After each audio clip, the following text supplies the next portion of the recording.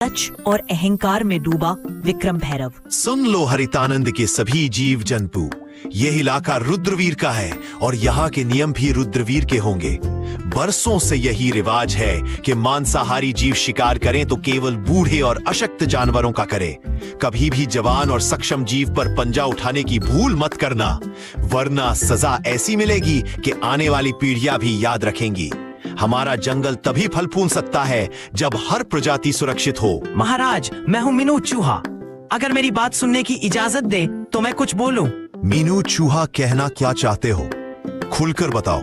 महाराज, शाकाहारी जीवों की हालत दिन ब दिन खराब होती जा रही है। जंगल की जो जमीन अनाज उगाने लायक थी, उस पर तो आपके भाई विक्रम भैरव का कब्जा है। बाकी जमीन इतनी बंजर है कि चाहे कितनी मेहनत करें, पेट भरने लायक अनाज नहीं मिलता।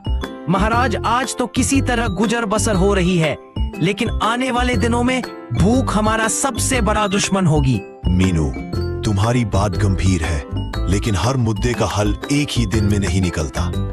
आज के लिए जितना है उसमें सब गुजारा करो। कल का सूरज नई उम्मीद लेकर आएगा। हम इस पर विचार करेंगे और कोई भी अन्याय, चाहे वह मेरा भाई ही क्यों ना करे, बर्दाश्त नहीं होगा। और उधर विक्रम भैरव। क्यों रे फट्टू भेड़िया, इस बार जनगणना का क्या हाल है?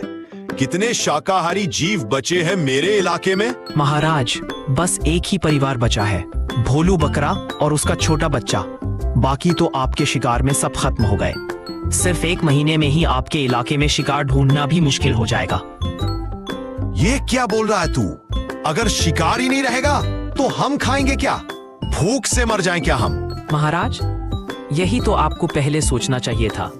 जब से आप राजा बने हैं, आपने इतनी बेरहम शिकारी की है कि गिनने के लिए उंगलियां कम पड़ जाएं। अब हालत ये है कि आखिरी बचा शिकार भी आपके बड़े भाई के इलाके में भाग गया है। भागेगा कहाँ? शिकार मेरा है, चाहे वो भाई के इलाके में क्यों ना चला जाए। आज चाहे आसमान टूट पड़े, मैं उस भोलू बकरा को खाकर ही दम लूंगा। चल फट्टू भेड़िया मेरे साथ। इतना बोलकर विक्रम भैरव और फट्टू भेड़िया दोनों भोलू बकरा के पास जाने लगते हैं। महाराज, यही है रुद्रवीर का इलाका। भोलू बकरा यही छुपा होगा, लेकिन यह जगह आपके लिए खतरे से खाली नहीं है। खतरा विक्रम भैरव के लिए? यह जंगल मेरी रगों में बहता है। फट्टू भेड़िया और शिकार मेरा हक है, चाहे वो भाई का इलाका हो या किसी और का। आज भोलू बकरा का अंत पक्का है। अचानक झाड़ियों के पीछे से भोलू बकरा और उसका बच्चा दिखाई देते हैं, डर के मारे कांपते हुए। भागो मत, तुम्हारा वक्त आ गया है। आज तुम्हारी चीखें इस जंगल में आखिरी बार गूंजेंगी। विक्रम भैरव झपटता है, तभी उसके सामने रुद्रवीर आ जाता है। बस एक कदम और ये जंगल तुम्हारे नाम को हमेशा के लिए मिटा देगा विक्रम भैरव। यह इलाका मेरा है और यहाँ मेरे नियम चलते हैं। तुम्हारे लालच ने पहले ही तुम्हारे इलाके को वीरान कर दिया। अब तुम मेरी प्रजा पर पंजा उठाओगे।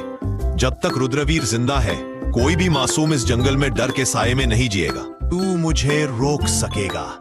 तू सिर्फ अपनी प्रजा का राजा है। मैं इस पूरे जंगल का शेर हूँ। मेरा शिकार मुझसे छीनने की हिम्मत कैसे हुई तुझ में? हिम्मत नहीं, फर्ज कहो इसे।